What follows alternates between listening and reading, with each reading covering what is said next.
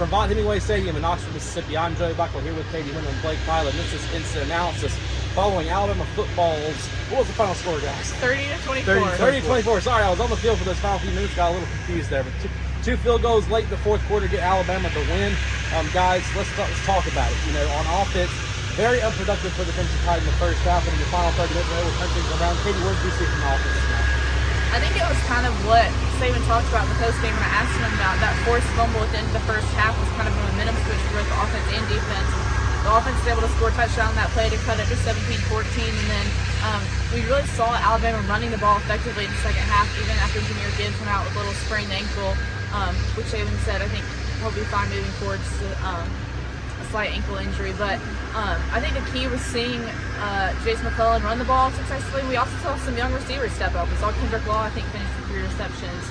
Cody Prentice had a catch 2. And Jermaine Burton, honestly, had one of his best games in an Alabama uniform so far. And so, you know, late in the game, I'm sure Alabama would have rather converted with touchdowns instead of those field goals in the fourth quarter. But because of that great defense, which I'll let Blake talk about if he wants, those field goals were enough in the second half. I'm sure Blake will want to talk about that defense because, you know, tonight, Alabama, over its 2 losses, both losses came in the final seconds of regulation or in the final play of overtime. Blake, Ole Miss had another shot to repeat that tonight against Crimson Tide, but didn't. Alabama made the stop on 4th down. What did you see from defense tonight? Yeah, for the first time since the Texas A&M game, we saw Alabama make a stop when they needed to win the football game. Yeah. And that was in big part thanks to Byron Young, the defensive lineman. And he had a huge game. He had multiple deflections at the line of scrimmage, knocking down 2 Jackson Dart passes.